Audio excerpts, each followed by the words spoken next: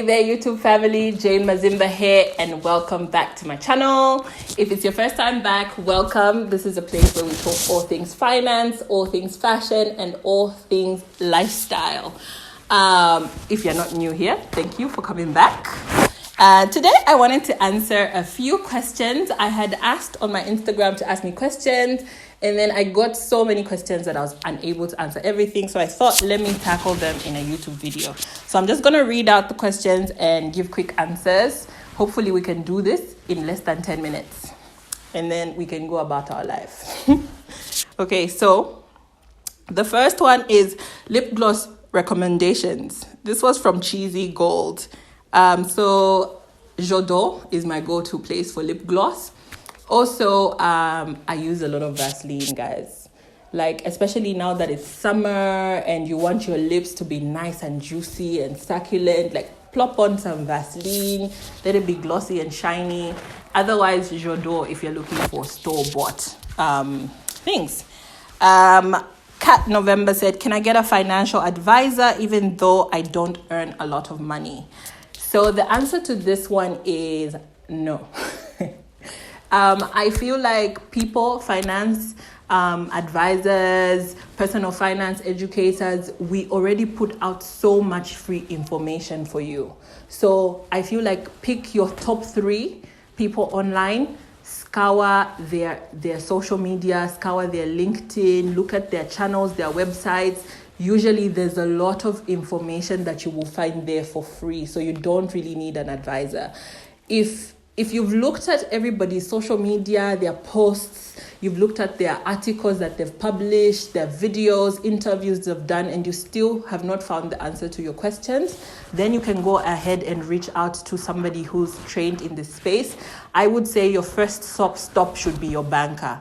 At this age, if you are old enough to have a phone, have an Instagram, you should be old enough to have a bank account, or you should at least have 1 to 3 bank accounts to your name. So pick one of those banks, go and speak to your banker or the branch manager, wherever you are. Ask them the question that you need to ask them. Only if those steps fail and you feel like you still need some specialized information or specialized guidance, should you go ahead and seek the advice from an advisor. Remember, I'm saying no because these people are quite expensive. You have to pay them. They will not come for free. So if you're already saying you don't have a lot of money, it's an investment. So that's my recommendation. This one said, why you so pretty? Mumba, I love you. Thank you. I do it for your pleasure. So these two are a little bit similar. So I'll just read out both questions and then I'll go ahead and answer them. How do you deal with saving money with the current economic situation in my country? And then this one said, how do you balance saving, investing, and wanting to buy the finer things in life? I'm seeing if I can group any other question with it. So firstly, how do you deal with saving money? Yes, I know I'm a financial educator and the first stop we talk about is savings, but with the current economic status, the rate at which inflation is going, I'm about to stop and say something a little bit controversial. Stop saving. Do an emergency saving of up to 3 months and then stop. Like, don't, unless you're very, very, like you're very, very paranoid or you're anal and you really feel like you need 6 months, because inflation is now at 16.3? Last I checked a couple of months ago, it was 15.9%. And then now it's going to be 16 and it's only going to get worse. Our economy is contracting, so we're going to grow by negative. Our GDP will grow by negative by the end of this year. It's a terrible time to just have your money sitting in the bank doing nothing. So if you've got your 3 months savings, your emergency savings, stop saving. If you have money, start now looking at investment opportunities. Where can you make it grow? You want to put it in an investment that's going to grow your money by 15.9% or more. So to be safe, you want to put it somewhere where the interest or the return will be at least 18%. That's the only way you're going to win. Because right now, trust me, if you just put your money in your bank account, you will be losing money. So I know that's a little bit controversial, please. But this is just my personal opinion. Yes. Yeah, this is just my personal opinion. Let's see. Next question. This one also said, how do you balance saving, investing, and wanting the finer things in life? It's so true.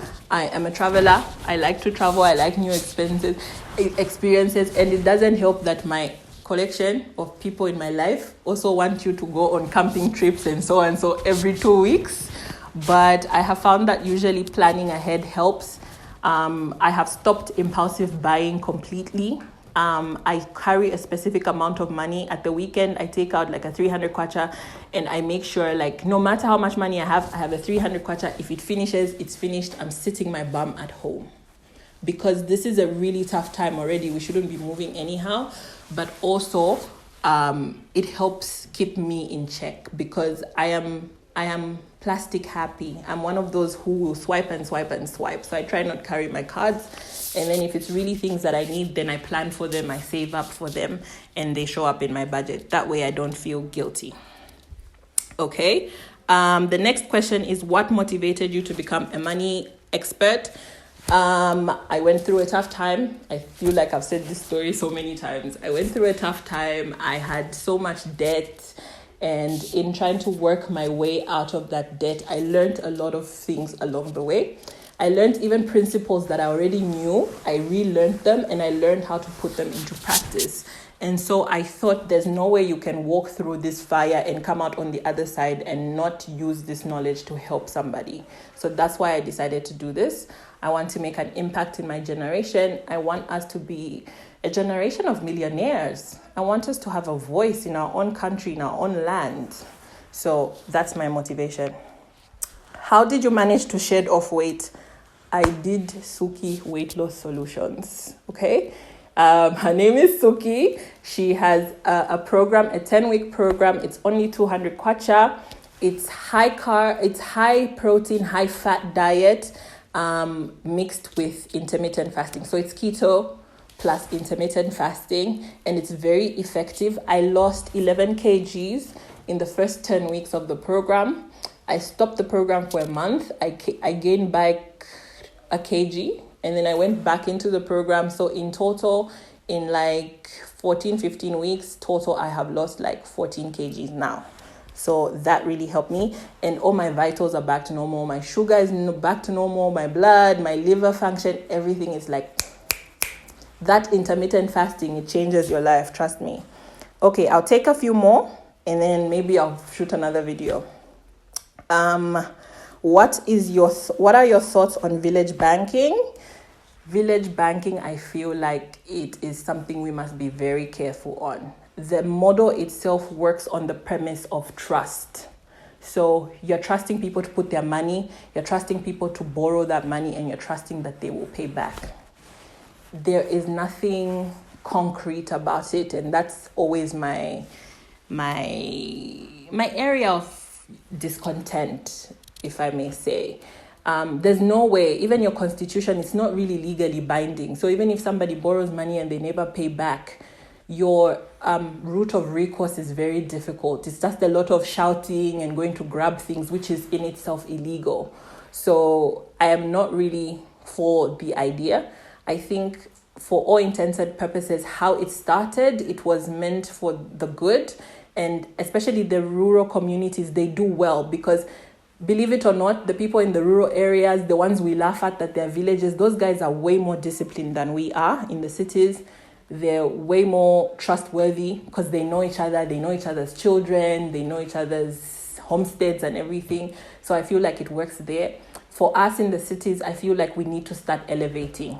I don't think that I should be in a basic village group with what I know and what I've been through and the people that I know. If we're going to have some sort of a savings investment group, then we must elevate it. We must take it to the next level. Let's put our money together and start saying, let's buy a building. Let's put our money together and let's start saying, let's invest in stock. Let's put our money together and say, let's build some hotel and we share dividends. So it depends on where you are and what you want to achieve. But for you city people, if you have your Instagram account, I feel like you should start elevating your village banking. That's just me. Maybe I need to bring a panel for village banking. We deal with it. Do you agree with some people that WAP set feminism back 100 years? No. I think it was just a bunch of girls who were just owning their sexuality. They were having fun. And I feel like we read too much into it. It's really not that nasty. I don't know why we are so uncomfortable with women openly talking about their sexuality. Leave the poor girls alone.